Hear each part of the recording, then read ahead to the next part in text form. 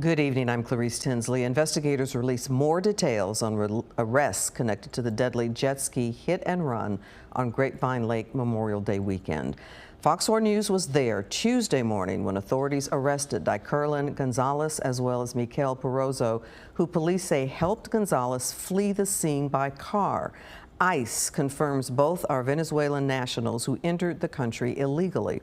Police say Gonzalez hit 18-year-old kayaker Ava Moore with the jet ski Sunday. Moore, a recent U.S. Air Force Academy prep school graduate, died from her injuries.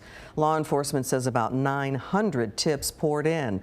An arrest affidavit reveals that ring video sent in by a tipster as well as facial recognition software helped authorities identify and locate the two suspects at a home in the Oak Cliff neighborhood of Dallas yesterday.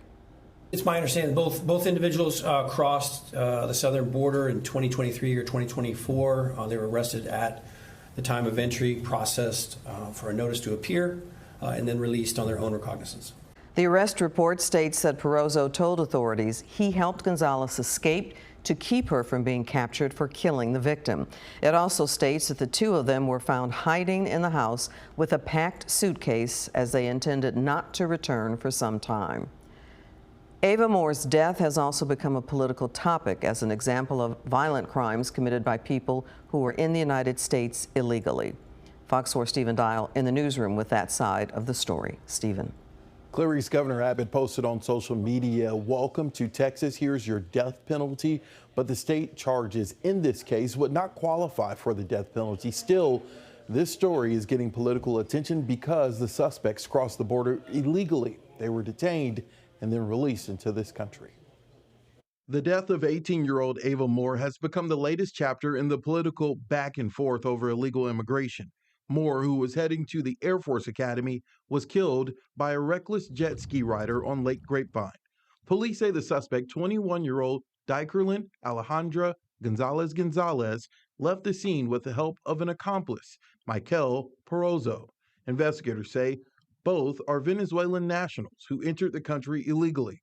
After the arrest, Governor Abbott took to social media saying, quote, "Welcome to Texas. Here's your death penalty." This is designed to stir up the base, and the governor's language today, where he says, "Welcome to Texas, here's your death penalty," it is not consonant with what actually happened.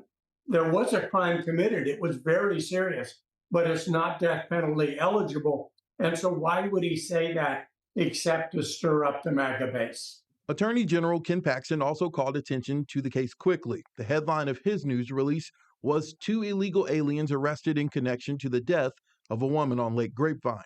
Among Republicans, this is an example of the shift from talking about the surge at the border to serious crimes committed by illegal immigrants. Illegal border crossings have sharply declined since President Trump took office. What do you think the lasting power is on using, these narratives? Is this something that Republicans could carry into the midterms? There are themes and stories and examples that both parties think play well for them. This is one that Republicans believe play well for them.